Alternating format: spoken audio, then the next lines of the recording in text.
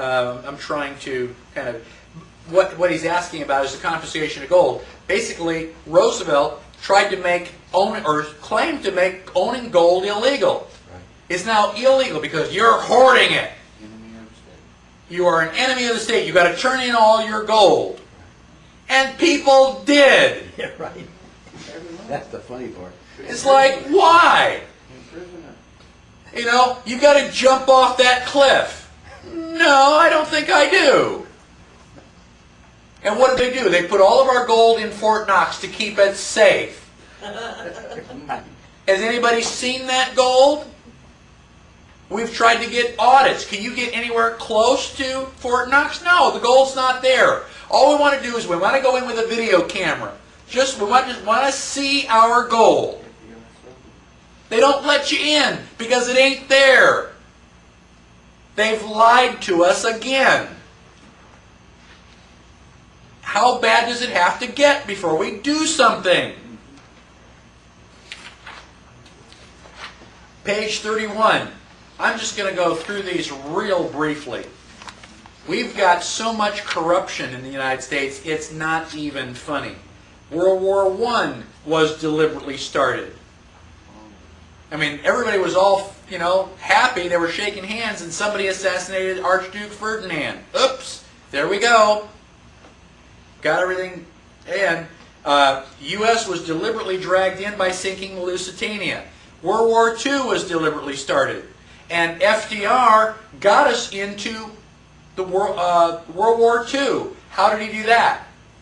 Blockade the Japanese. Well, he was blockading Japan, yeah. But he also created the Pearl Harbor travesty. Mm-hmm. I'm going to make each of you admiral. You have a navy. One of the good things about a navy is that you got lots of boats, and boats can move around and zigzag. A moving target is hard to hit. Anybody disagree with that? Not only is your boat hard to hit because it's moving, it's hard to find. You can hide it in the ocean. Anybody fly across the ocean? I mean, if you have a boat out there, the boat's probably the only people who know where it is. Finding a needle in a haystack is easy compared to finding a boat in the ocean. So now, as the admiral, your first act is to decide whether this is a good idea or not. We're going to take all of our boats and we're going to put them in this little tiny harbor called Pearl Harbor, and we're going to line them up in a straight line. How many admirals in the room want to do that? Not one.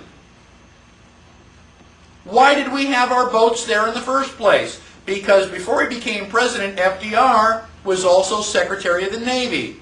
When he got elected president, he gave his admiral the order.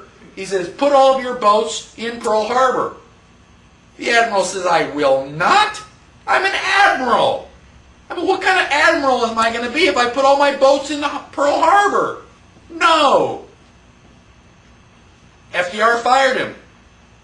Put somebody else in. Said, put all your boats in the harbor. And he said, well, gosh, look what happened to my predecessor. I don't want to lose all these shiny medals.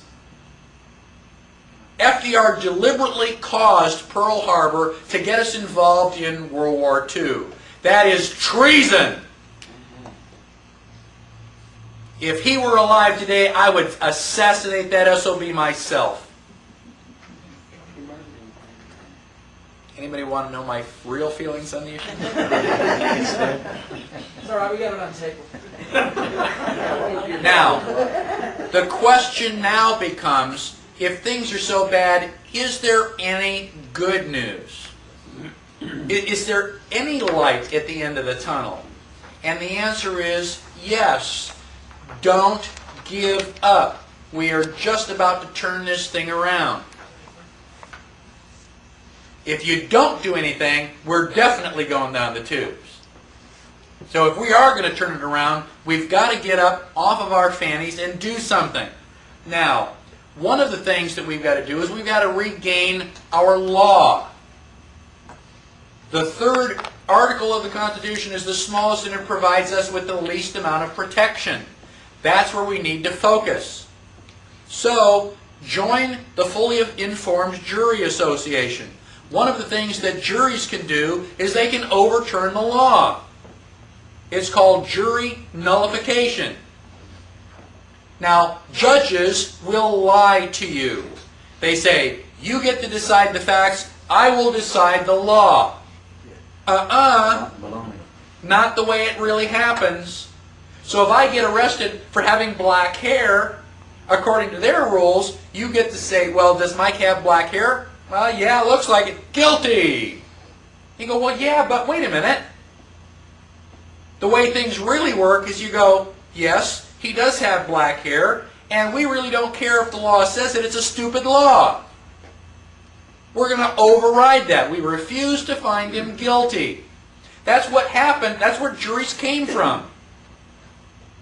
When they were trying to accuse William Penn of heresy because he wasn't teaching the proper religion, the jurors were put in jail. They were starved and beaten, and they refused to find him guilty.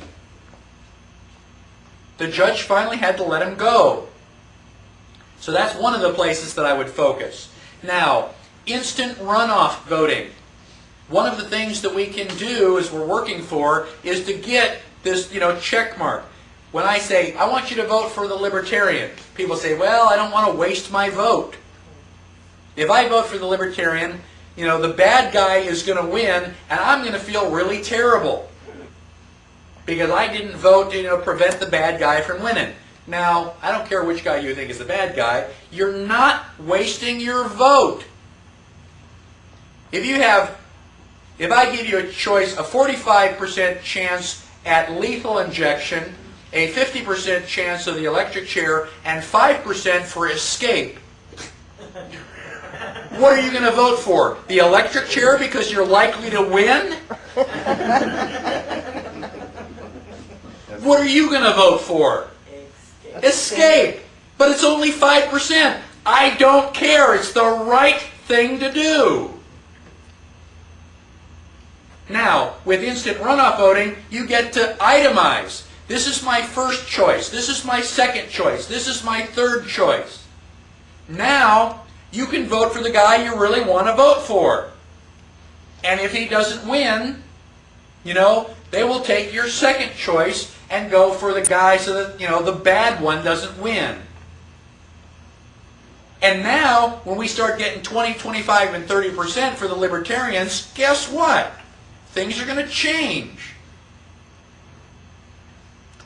I have a copy of Pretty Good Privacy. It's called PGP, and it's a software program that lets you scramble your email.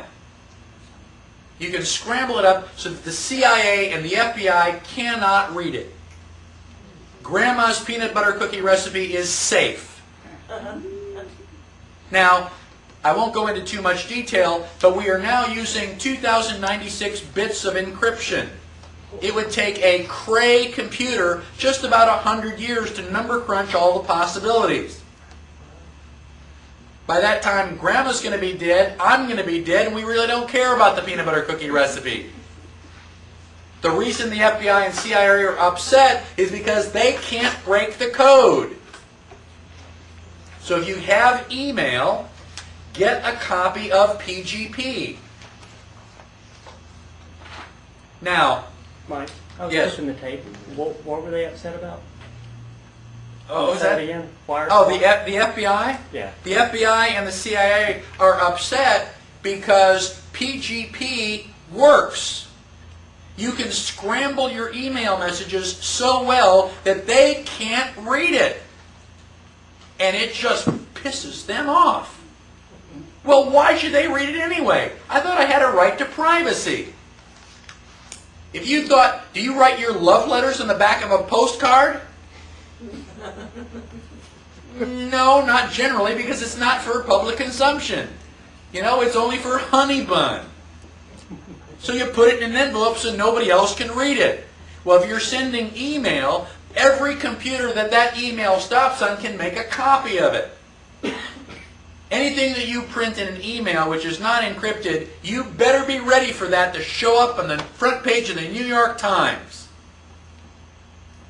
So buy a copy of PGP. You can get a copy for free off the internet. They can give you